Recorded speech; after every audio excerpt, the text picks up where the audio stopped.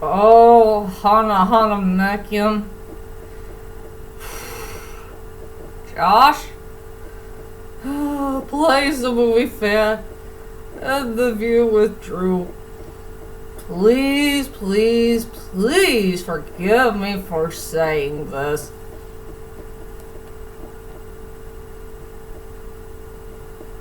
But Spider-Man 3 is my least favorite Spider-Man film of all time.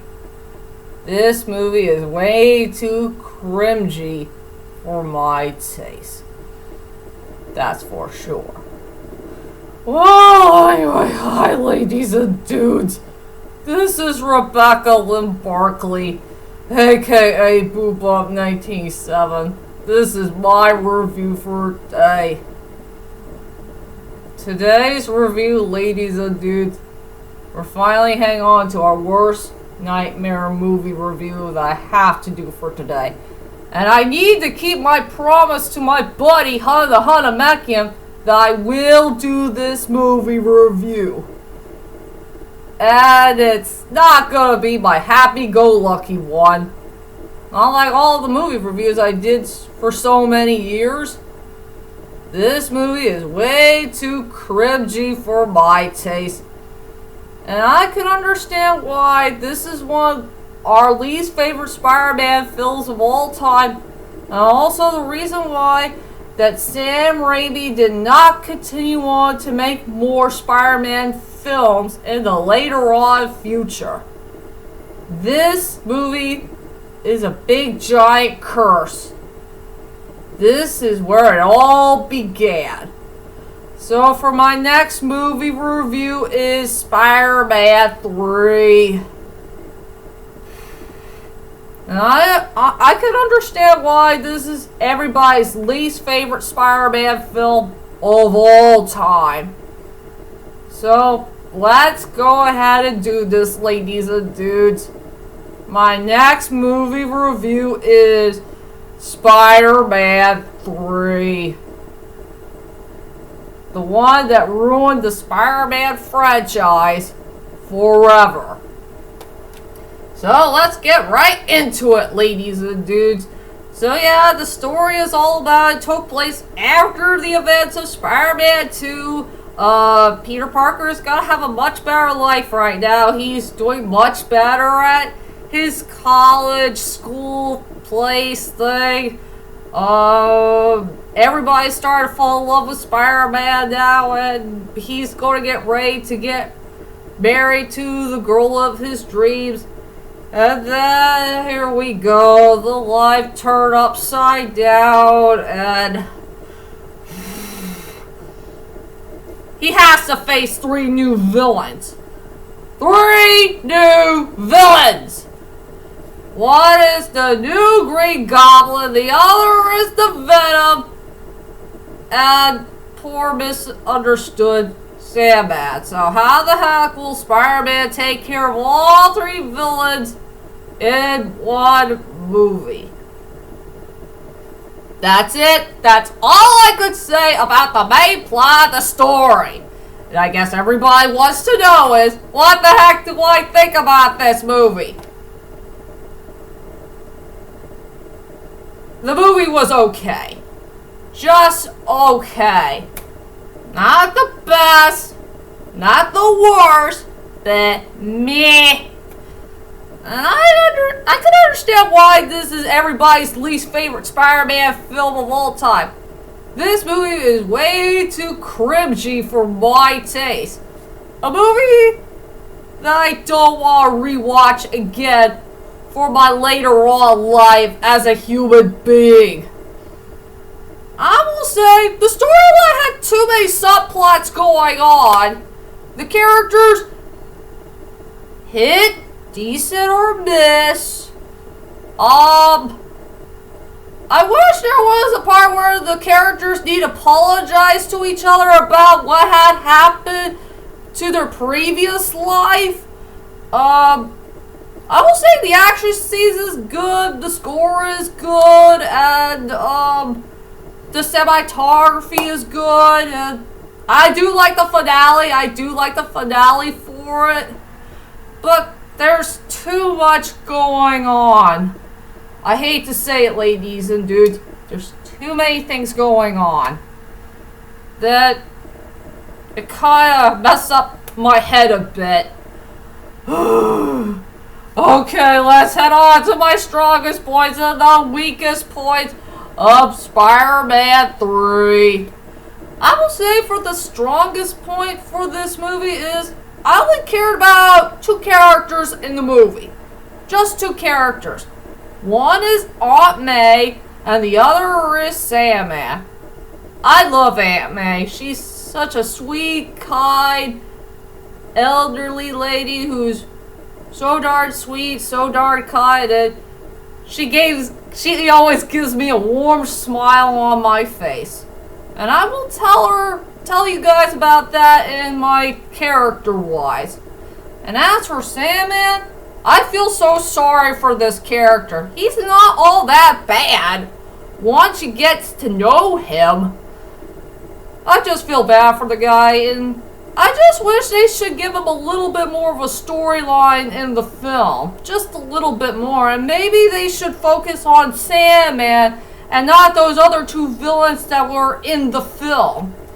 If you know what I mean. So I will say for my strongest point for the movie is 2 characters that I cared about in this film. Just 2. And as for the weakest points of the movie, there's too many subplots going on. Just too many of them. It'll take forever to remember this whole entire film.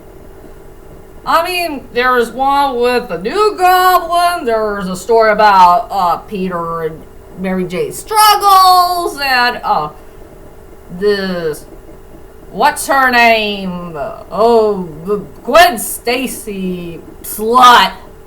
I don't like her at all. The actor who played Eddie Brock, aka Venom, he is truly the worst part about the movie. I will admit, he sounded so awful. I will admit that, but I think I like Tom Hardy's Venom and Eddie Brock better. And yeah, I don't want to do the later on Venom films. So that's out of the question. Oh, there's too many subplots going on. One subplot here, one subplot there. And it's all messed up. This movie is so darn messed up for everyone's taste. I mean, it'll take forever to remember this movie. And I think another weakest point in the movie is, I will say the friendship between Peter, Harry, and Mary Jane. I think their storyline was kind of messed up. You know, I wish there was a part where Peter Parker should apologize to Mary Jane for all the bad things that he had done to her, you know, hurting her so badly. He did not do that. I wish there was a part where Mary Jane should have told Peter the truth that she got fired from her own job because of that stupid review and all that stuff. And I wish that Harry should apologize to both Peter and Mary Jane for all of his actions, for what he had done to both of them. It feels like their friendship got torn apart and, well, their friendship did not get back together as a whole. Not until at the end. I wish there was a scene here or there where they need to apologize to each other for all their actions and all their wrongs and all their flaws. You know, all that stuff. I think I really like Peter, MJ, and Nez's storyline a whole lot better from the MCU Spider-Man story. At least their friendship is very pure, very understanding. They stay together as a whole. And they do know how to apologize to each other for what had happened in the later on storyline life and all that stuff. So, I'd rather prefer that friendship than the one that came from the Sam Raimi storyline. Well, you guys get the picture. And Sally, those are my main weakest points of the movie. So, let's go on to the characters. I only cared about 2 characters in the movie. Just 2 characters. One is Aunt May, and the other is Sandman. The first character I want to talk about is Aunt May, played by the lovely Rosemary Harris. I love this lady to death. I just wish that she can be my grandmother. I mean, she is the most loveliest elderly lady I have ever seen my whole entire life. And out of all the Aunt Mays that we did see from, all the Spider-Man universe film thingy, I will say that this Aunt May is truly the best one of all. I love her so much. She is so darn sweet. She is so darn kind. I just want to give this sweet lady a hug. And she did a pretty good job of giving Peter Parker so many advices. Getting to know what he needs to do with his later on life. If he could find a way to set things right and all that stuff. I would love to listen to her, and maybe she could give me some advice for me about what the heck I want to do with my own life and try to make it good and all that stuff. So yeah, I love Aunt May. She's so darn sweet, so darn kind. She is truly the main heart of the movie. That's for sure. And as for Sandman, played by this Thomas Church guy, I cannot pronounce his middle name, sadly to say. I feel so sorry for Sandman. I will say, I think he's not really a villain, to tell you the truth. He's more like a misunderstood character. There's something we need to feel sorry for him for. Something that'll hit our hearts hard. Like metal. He's just a sad and lonely person, and yeah, he's a criminal. He did a lot of crimes that he did commit. And yeah, when you pay attention to the later on storyline about his life, you'll know what I'm talking about. Something that will hit you hard. This guy is not all that bad once you get to know him.